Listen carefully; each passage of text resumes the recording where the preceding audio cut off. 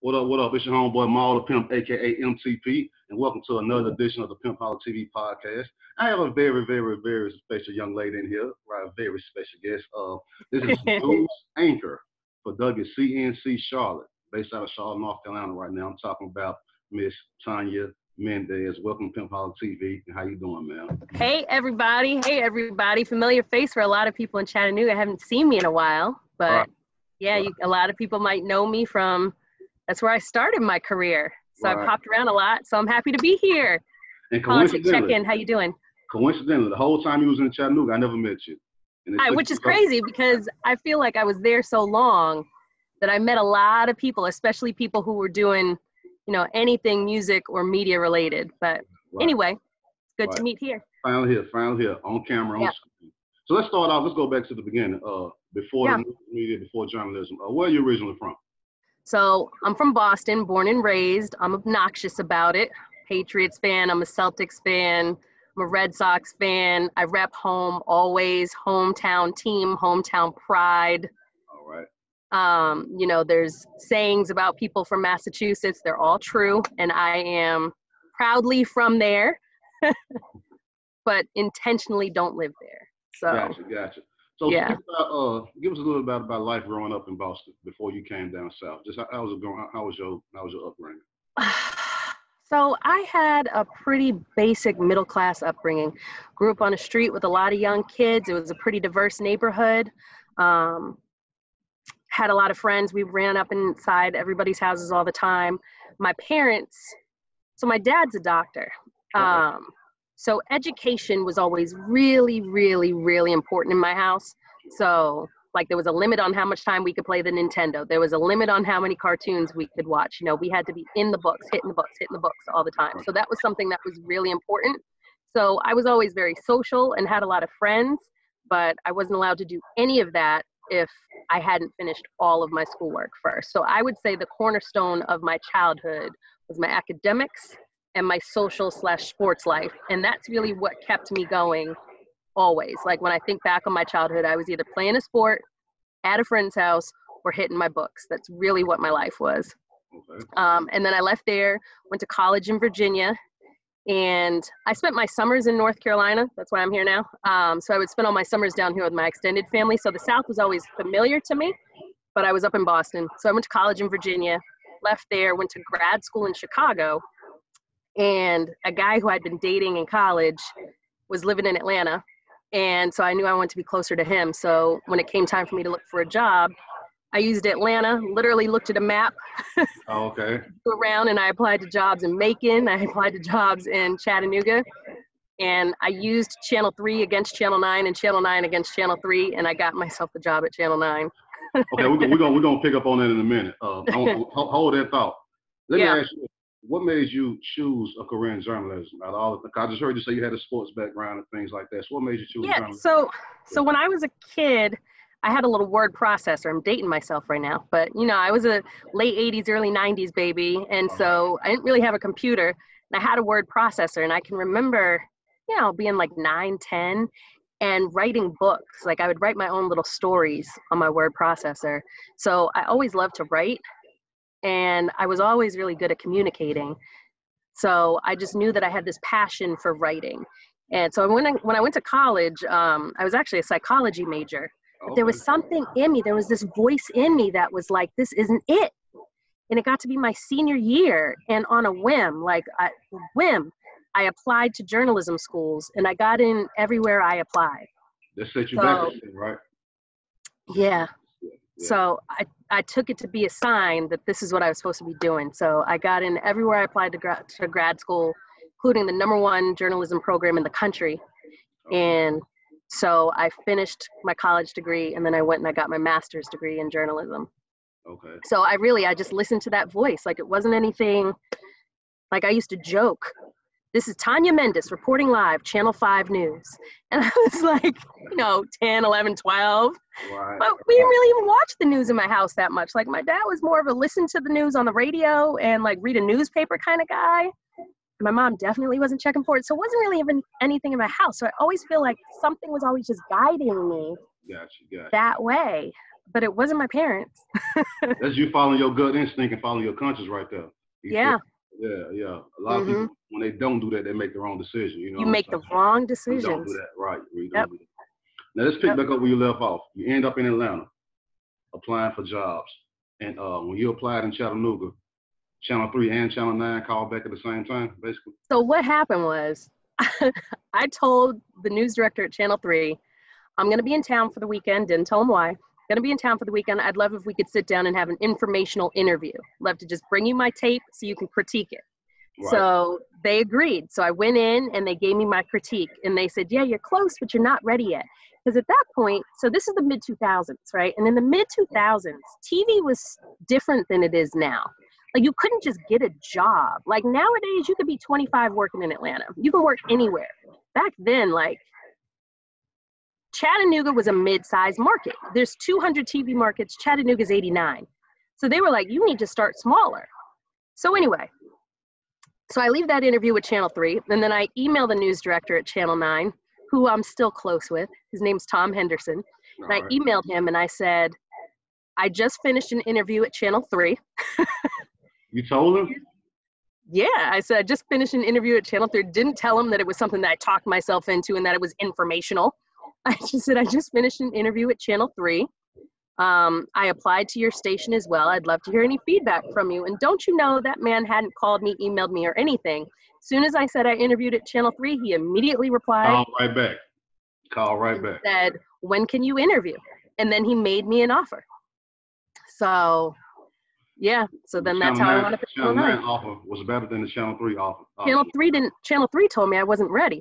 But I didn't tell Channel 9 that. You know, he said, yeah, you need to go to a smaller market. You're not ready yet. But I emailed Channel 9 and said, I just left an interview with Channel 3. I didn't tell them what happened in it, just that I just left one. But that's all that they needed, because those two stations are so competitive that you don't want to lose anything to the other one. So the idea that Channel 3 might be getting some, diamond in the rough, some gem, he picked me up. So I told him after, like long after. That I hustled my way into that job, but I hustled my way into it. But then I went and I worked really hard, so it was a good move. I was ready. You know what's funny about you saying that those two stations are competitive? How I first built a relationship with the news stations was I shot a video called "Crying Out Tears." It was in memory of one of my friends that passed. Yeah. I knew Lydia Cool from Channel 3. That was a close friend, and I knew her. And I knew a few more. I knew Matt Barber from Channel 3. I knew a few more people. They came out and covered me for that video right there. Channel 3 did. That's it. Next time I did a video called "Want to Make a Change." Channel 3 it was in 2014. It was about all the murders that had happened in 2013. So Channel 3 came out to cover that. Out of nowhere, 2 Channel 9 reps showed up. I didn't call them. They got one from Channel 3 was there, and it was Anna Lawrence from Channel 9. She showed up there. And they had to go show up. Right. I didn't call. They came because Channel 3 was out there, and Channel 3 had covered me previously before and got a big story. You know what I'm saying? So I'm like, oh, okay, I see what's going on now. Yeah, that's how it goes. And Melidia used to be at my station when I first got there. She was there, and she'd been there for a while. So, because Melidia was on air at 9, and then anyway, she went across the street. So there's a lot of that. There's a lot of that. I figured it out once I got, I didn't know the news station was basically like the music industry, so many words. I didn't know it. Yeah, I didn't know that. Yeah. So, okay, in Channel 9, you was live during the week, and then you anchored at the desk on the weekend. Now, I always want to ask any news person is, what do you enjoy more, in-studio coverage or out there in the mix? Okay, so if you ask a real journalist, a real journalist will always say they want to tell stories. Stories don't happen in the building. Stories happen when you're outside talking to people. So people who actually want to be journalists still want to be able to tell stories, and to do that, you have to leave the building. So you have a lot of people who just want to be famous. You have a lot of people who used to be beauty queens. You have a lot of people who are Instagram stars, and they care more about the look of being on TV or being noticed or somebody knowing them. They would say they want to be in studio every time. You get more money in studio. Oh, do you? Oh, yeah, definitely. You get more money in studio. It's a higher profile position. So if you want to advance your career, a natural advancement would be to become an anchor or maybe an investigative journalist. So in my perfect world, I would anchor and report, because you get more money as an anchor. You get more notoriety, which means when you call, people are more likely to pick up and more likely to say yes because they know you. But if you don't have your finger on the pulse of what's going on in your community, how can you possibly begin to cover it? If you're not out talking to people, if you're not out with people seeing you, knowing you, recognizing you, knowing that you're here and that you're developing relationships and that you care, you can't possibly be credible or trusted in your profession. So to me, you should always, even as an anchor, want to have your foot in the streets. So I would say I need to be in the streets to be a good anchor. Okay, gotcha. While you were here in Chattanooga, you were here for 5 years. Mm-hmm. That's a long time for Chattanooga. Of course, yeah. And I got another question about that that's gonna come later. But yeah, while you were here, out of the 5 years you were here, if you can remember, what are some of the most memorable stories that you've covered and why? Which ones just stink to your head that just I knew you were gonna ask me that. I had to ask you that. I knew you were gonna ask me that, and I didn't. Oh man. So I'm sure there are some high profile things that I'm going to think back on and say, why didn't I say that? Right. But there's a couple of things that stand out to me. One was the first time that I really felt like I made a difference. And that was this little old couple that was living in public housing, and they had a hole in their ceiling. And this woman was blind. And I don't remember if he was her husband or just her life partner, but either way, her husband was trying to take care of them in this public housing, and she's blind, and they couldn't get anybody to come fix it. And they called the station, finally frustrated. And it was Thanksgiving. And I was so hurt that I was working on Thanksgiving, like hurt that I was away from my family. And I went out on Thanksgiving, and I met this couple in their house, this woman who was blind. They didn't have any money to fix it themselves, nobody helping them. And by the next day, they were moved out of that unit and into a better, bigger unit. And that night, after the story was over, and this wasn't part of the story, I went with the operations manager from my station, and we went to the grocery store, and we loaded up a cart with groceries for them for a proper Thanksgiving and for food for them for the next week. And he paid for it out of his own pocket, because I wasn't making anything at that point, but he paid for it out of his own pocket. And we went back over there after the news and delivered them all of those groceries and all of that food. So that was the one thing that we felt like we could do. And then the next day, they got a new place. Okay. And I realized at that point, the power that we had, that we could elevate somebody else's cries and demands, and it was the right thing. They shouldn't have been living in a house that was literally dripping water on them, and nobody had done anything to help them for months. They lived like that, and I could make one phone call, do one story, and change their whole living situation. Right. And it also put everything into perspective for me on Thanksgiving and what was really important. So I was over here crying my crocodile tears because I wasn't with my family, when this family didn't have anything in their fridge, had a hole in their house, and I could make a difference instantly in their lives. And so that probably wasn't the biggest story I ever did. Covered lots of things that were bigger and more important. Like I remember there was an outdoor party. Somebody was on like a back deck. The deck collapsed. A bunch of people got injured. A club on Brainerd Road. The club on Brainerd Road. Yeah. Yep. I remember that. So, I mean, yeah, that was a big story. That was on CNN. And I remember somebody out there, I can't remember who it was, but somebody was like, oh, you think you're going to get on by covering this? You think that you're going to get your big break? I was like, I'm not here for my big break. So I've been here. So, but anyway. But anyway, so there were bigger stories that happened while I was there, sure.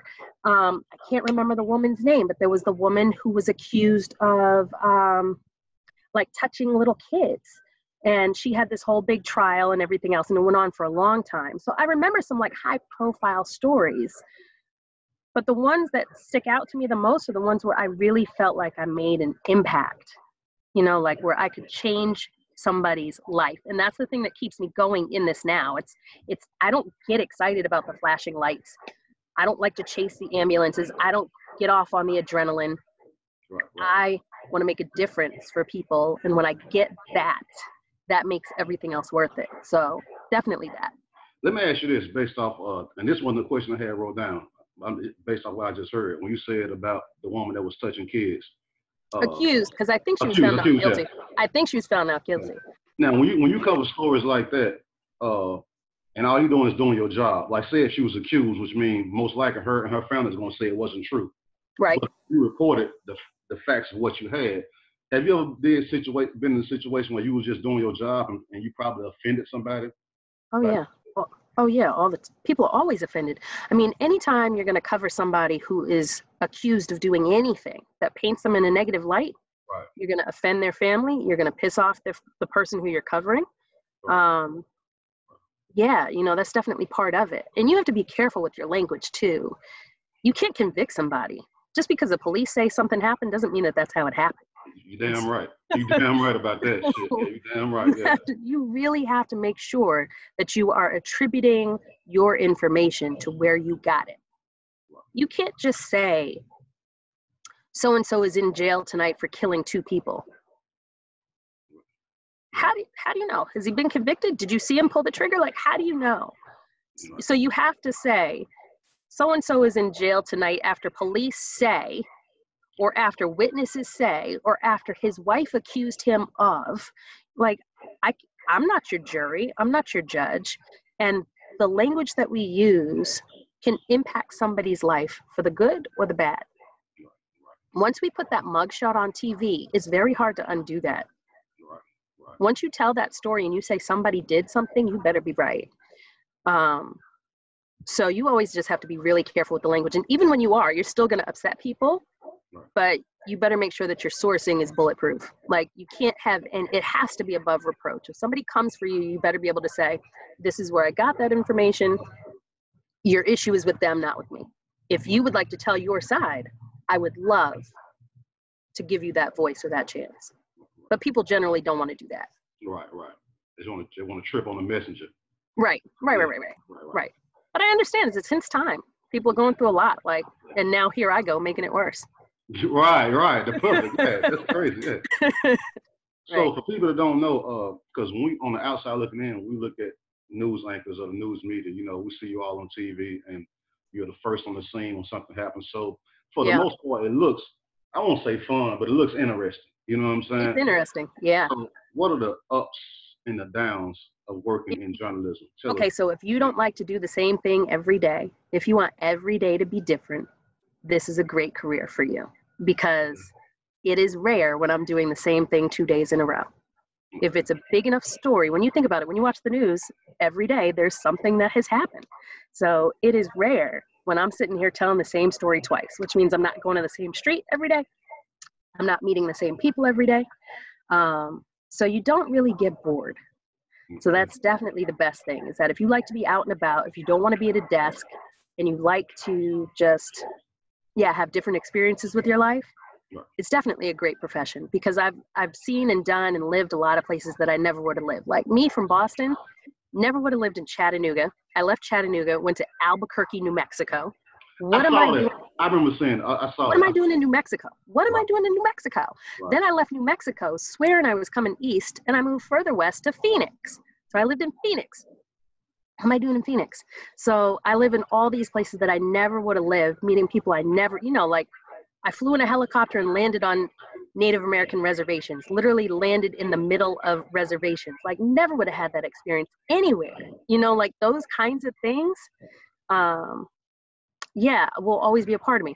I went to Dancing with the Stars, and I interviewed some of the contestants on Dancing with the Stars. Like, went to LA, stayed in the hotels for a couple nights, stood on that red carpet and interviewed people with Dancing with the Stars. Those kinds of things, like life experiences, are cool. And they don't happen every day, but they happen a couple times a year, So, I was on MSNBC earlier. Well, technically last year, but within the last year, I was on MSNBC a couple times this year. So I was doing network interview or network live shots. So that was cool. So every day is something different. And people who I grew up with happened to just be watching, and they were like, yo, that's Tanya. So, and they messaged me on Facebook, like, I saw you on the news. So anyway, every day is different. What's the downside? The stuff that people don't know, like, this is bullshit. You wouldn't know unless you was behind the scenes to see this. Oh man. So when you're out in the field, you were pre-COVID, you're in a car with a photographer all day. So you're riding with them. You got to have your lunch break with them. You listen to their music with them. You don't get a bathroom break sometimes all day, all afternoon long. You're on these tight, crazy deadlines, so you don't have any time to, like, let's say my daughter has a doctor's appointment at 2 o'clock in the afternoon. I can't go to that. Like, I'm over here 45 minutes from my house, and I don't know where I'm going to be. So now that I have obligations at home, it's hard. Like, you got a 5:30 soccer game, the news is on from 4 to 6. Like, I can't make that. The news is on every day. Somebody's working Thanksgiving. Somebody's working New Year's Eve. Somebody's working New Year's Day at 4 in the morning. So how are you out on New Year's Eve? You're not. Your holidays are never guaranteed off. You're almost certainly going to be working several of them every year. So I never thought about that. Mm-hmm. Yeah. So you were stuck in the car with somebody all day. You usually don't have time to have a proper lunch break. Like, my mother will call and say, "You on your lunch break?" I'm like, "How long have I been doing this? You know I don't get a break." Okay. So, I mean, you grind nonstop and you're just going. And really, you're not guaranteed to have your days off. Are you all on call? Like, say, like for right now, if a murder happens or a random shooting or whatever, somebody got to go cover right on the spot. So, like, if that happened right there in Charlotte, would you get the call and you got to get off and go do that? I could. It kind of depends on what time it happens, right? So, yes. You understand what I'm asking you? Yes. The short answer is yes. Okay. But right now at 3:30 in the afternoon, I know that the crew that works for the 11 o'clock news has already come in. So there's a better chance that they're going to get it because they're not as far into their story. If you call me now, then the story that I was supposed to do at 5 o'clock tonight won't happen. You're going to have to blow that up to move me.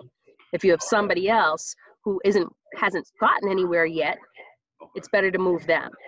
So, yes, but in this case, at this time of day, no. But technically, yes. At any given time, like, let's say there was a shooter that showed up at the college down the street, they'd want to move all of us right away, and I'd have to go right away. If there's just a car crash that happens, they'd probably send another crew that doesn't have anything going on. Okay. But yeah, I got to be ready to move. And when things happen, I start getting nervous. I'm like, oh, when's my phone going to ring? I want to piggyback off of something else you just said. I have a few more questions for you, then we're out of here. I heard you say you was on MSNBC. Now, technically, if you are considered, if you're in Charlotte, you will be, I guess, a local anchor. Yep. When you appear on MSNBC, which is nationwide, is it a bonus for that? No. You come back saying, I was on MSNBC, I need a raise? So if I wanted to leverage, at this point, I came here and I left a better job to be here on purpose. Like, we didn't want to be in Phoenix. We wanted to be here. There were opportunities that have come my way throughout my career where I could have been on network at this point. And somebody who was in Chattanooga at the same time as me is on network now, and his name is Will Carr, and he is a network reporter. I think he's on ABC now, but he's on weekends, but he's a network reporter. I've had the same opportunities that Will has had, but I'm a wife and a mother now. Gotcha. And those are the things that are more important to me. And I don't want to be gone 4 days out of the week, 5 days out of the week. I need to be here. My kids need me here. My husband doesn't need me, but would need me here. I get that. Yeah. So no, there's no bonus, but you could leverage it. If I was interested in leveraging it, I would put those on a resume tape, give them to my agent, because I have an agent, give them to my agent and say, go get me my bigger job now. But I got to a point where I had to strike a balance, and I'm able to do that, at least to some degree, at this level. Okay. Now, this is probably my final question. Let me add, this is going to be a 2-on-1 question. All right, so right now you're in Charlotte. I'm going to ask you a full question before you answer the whole thing. So, for one, let me ask you, do you see yourself staying in Charlotte now? What you just said, you being a wife and a mother. I'm asking that for this. The reason I'm asking that is this. When I look at the news, I don't know what's going on in the news world. When I look at it, it seems like you all bounce around from city to city. So I don't know if you come here first and then they offer more money there, you go there, then they offer more money, you go there. Because I saw you move around a few times. I seen Matt Barber leave Chattanooga and go to North Carolina or South Carolina. I forgot which state he was. I see Hannah Lawrence leave Chattanooga and go to Cleveland, Ohio, I think. Or something. So it's like 1 minute you're here, then right when we get used to seeing you, you go there. I know. We're gone. I know. Yeah, so it's like, What's up with what's going on with that? So here's the situation. In Chattanooga, Chattanooga is the kind of market, it's small enough that it doesn't pay very well. And it generally attracts people from all over the country. You know, I might be applying for my first job and I'm in Oregon and I'm just flooding every station and seeing who will hire me. You know, like I'm just applying anywhere that will hire me. And so I get a job in Chattanooga and I sign a 2 or 3 year contract. And after that, I'm either trying to get closer to home or I'm trying to get to a bigger market that's more familiar to me. You're not really hiring a lot of people who are from that same area who would have a desire to stay. And I think so why I stayed was because I was in a relationship, then I got out of that relationship and I got another relationship. And so I stayed because I got comfortable and I developed really good friends. Generally you do, so I did 2 contracts when I was there. Generally you do 1 and you move on in a market that size. It's really hard to get people to stay because they don't pay you very well. So I was comfortable, so I stayed. I had friends at my station. One is my daughter's godmother now, so one I'm still like this with, Amanda Shropshire. We're still very, very, very close. Yeah, you don't stay. They don't pay you. Say if you didn't have wife and mother duties, would you be leaving Charlotte soon if it wasn't for that? I wouldn't have come to Charlotte. Okay. So yeah, I wouldn't have even been here. When I was in Phoenix, I would have gone to Phoenix. When I was in Phoenix. I love Phoenix. Yeah, I would have either done another contract in Phoenix or I would have tried to go to LA or I would have tried to go back home to Boston or to DC or Atlanta, like somewhere, because Phoenix is, out of the 200 markets, Phoenix is market 11. It's a big market. And it's that city's always got something going on there. So you don't really have any reason to leave. And we left because we had a baby and we didn't want her to be far away from her grandparents. But if I didn't have any of that, who knows? I probably would have been on network.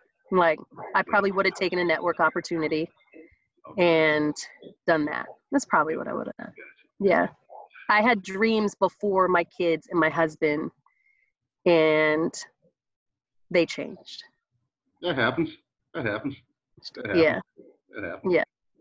Well, Miss Tanya Mendis, I really appreciate you tuning in. And before we go, is there anything that you're working on, that you're coming out with, that we need to know about? Anything, any kind of business venture that you're doing that you want to say? I know. I feel like I should be doing something, right? Yeah, something like that called The Insides of Journalism, some kind of book, something like that. Yeah, at the least. No, my babies are young. Like my free time right now is going to a soccer game, going to dance class on Saturdays, reading books at night and doing bath, putting on face paint. Like I am a mother, and so like, so my life outside of work is them. They are so little, you only get one shot at this. I understand that. You get one shot. So yes, I should have my hand in a lot of different things right now because I just should. But right now, like, yeah, I'm a mom. It's understandable. It's understandable. Yeah. So before we go, give everybody your Facebook and your Instagram information. Yeah, all right. So if you want to find me, the easiest thing to do is search Tanya Mendis, Mendis, not EZ, not ES. It is DIS. If you put that into Facebook, you will pull up my Facebook page. I don't really have a public Instagram. I should, but my Twitter account is also Tanya Mendis. So you can find my Tanya Mendis. My Instagram is pictures of my kids. Anyway, that's just where I am right now. But you can definitely find me on Facebook. You can find the story that I'm working on today.